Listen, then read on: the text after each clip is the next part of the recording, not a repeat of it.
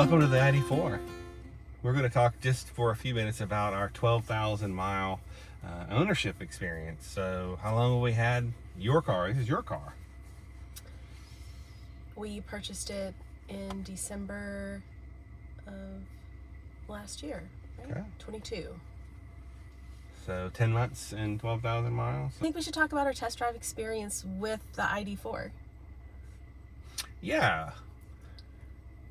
So we initially started test driving, was it 2021 models? Yeah.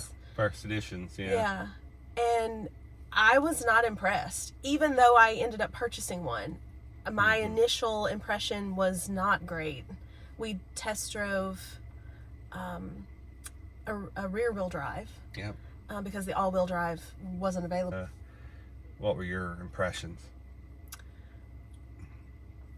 So I also feel like I should say, I think they're working to improve this, but at that time in that model year, the rear wheel drive just didn't have enough power, enough oomph. And I'm not someone who drives fast. I'm kind of a speed limit driver, but it just felt laggy. It felt like it couldn't get out of its own way a little bit. And then also like the interface was also laggy and a little bit disappointing. So those were my initial impressions of the ID.4. But then we went ahead and pre-ordered one. We were able to drive an all-wheel drive, a dual motor. We were hoping that the infotainment would be improved.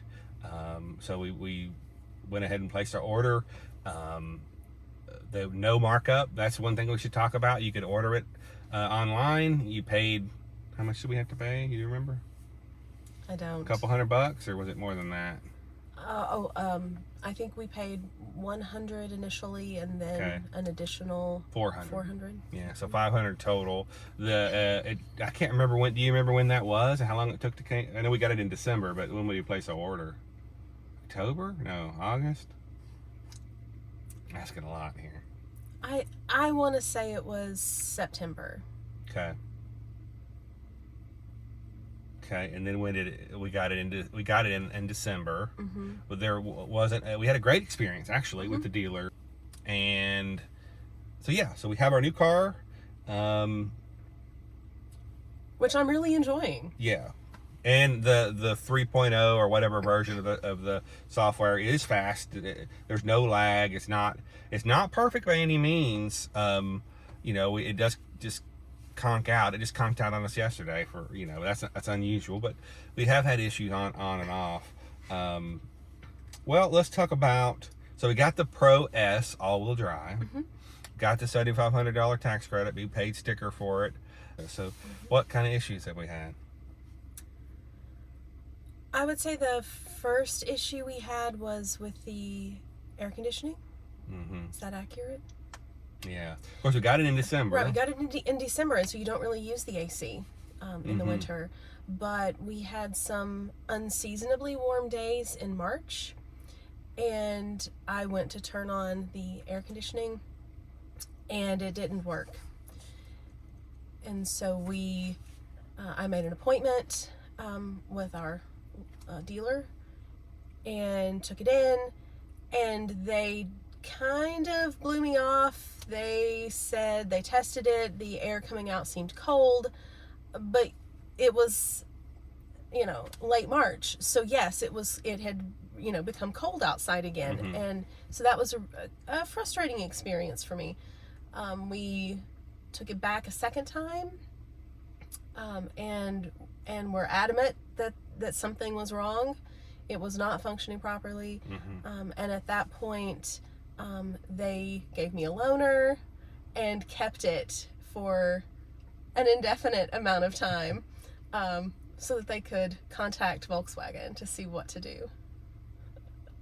So they eventually got it fixed. They did give us a loaner. It was it was not an ID.4, so it was an ICE vehicle, which we weren't that happy about. We were definitely glad to get our car back. There was also a recall. There was the door handles. So that was early summer I think June, I received a recall notice that the door handles weren't functioning properly. So I went in to test so that they could test my door handles, and indeed my two driver's side front and rear door handles were impacted. I guess they would theoretically come open. That was the safety issue. I believe so, yes. So we were able to get those replaced. And I know some folks have not had near as much success because there was a back order, a problem with the manufacturing of the replacements.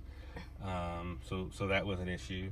So I suppose I was lucky that I was able to get mine replaced relatively quickly. Yeah. Well, let's talk about what we like. What do you like about the ID.4? I find it very comfortable. It's a great car to ride in. We did a road trip this summer to Colorado and back from Ohio, and I never felt road fatigue. I never personally felt anxious to get out of the car. Right. It was very comfortable. Yeah, and the travel assist, which is their autonomous driving, you have to keep your hands on the wheel, but it works extremely well. And when you're covering lots of miles, it's helpful. And even you tried it, and because you're not you kind of shy away from even using cruise control, so that's just not your jam. Yeah. But when we were on those long stretches, it was still nice to not to have to worry about it. We haven't had trouble charging. We have a video about that trip. We can link that in the description. But we all around good experience. I love the color I chose. Yeah, what is this color? What's it called? Tourmaline blue. Tourmaline blue. It's when it's clean, and hopefully I'll show some B-roll of it clean, but it's very sparkly, so I like the metallic flake. I think it's by far the best color that they have. Very, very sharp. Dislikes. Any dislikes that you've encountered over this 12,000 miles that you? I mean, obviously, having to take it in is a dislike, but the maintenance. We've already talked a lot about the dislikes. The recall, the air conditioning didn't have Freon, maybe from the factory. So those things are the only things that I can really think of that I would say have been negative in my experience, because just my general ownership experience has been very positive. I really enjoy the vehicle. Well, that's great. There you have it. I too like it much more than I thought I would. And I came to like it. I mean, it doesn't drive, so it doesn't have full one pedal driving. It does have brake hold when you come to a stop, and but it just drives so smooth and so comfortably, and on a road trip, it's really good. It charges. If you can find a charger that'll do it, it charges relatively fast. We didn't have any issues. I just think it makes me excited about the 2024 though, because there's just, you think about and I said this before we even heard anything about the 2024 ID.4s, which I can't wait to see the next one, because this was so good. Just a little bit on the software, a little bit on the, so some things I would want would be, I want to be able to, if you don't like it, you shouldn't have to do it. But I like one pedal driving, why not? It ought to be able to precondition to go to when you're put in a charger, a destination, you ought to be able to precondition that and have it ready so you can get your peak performance when you charge. And that's going to be, I believe that's coming in the 2024s. Again, we'll talk about that once we get all those details, but that's exciting to me. Plug and charge, I mean, you get 3 years free 30-minute sessions from Electro America, which is also a plus. We don't use it very much. We're not the type of people that hangs out there just because it's free. It's just so convenient for us to charge. We have a gas station in our garage, as it turns out. We just plug right in. It's very easy. I want plug and charge. If I'm using Electro America, and that's a VW company, VW why can't they talk to each other? That to me it's kind of crazy. Again, coming from the Tesla experience where you literally just plug in and you don't ever have to worry.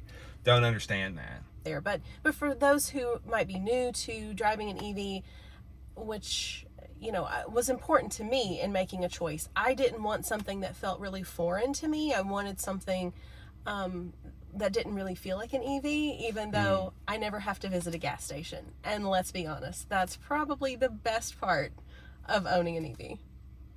Oh, I can't. Yeah, absolutely. And it's pretty clear that Volkswagen chose to make it a transition that's very similar to, that you could go from an ICE vehicle to an EV without even thinking about it. In the summertime, it's really efficient. I mean, we get close to 4 miles per kilowatt hour. I mean, 3.8, 3.9. I mean, that's a mix of highway and around town driving. So great. And how would that translate?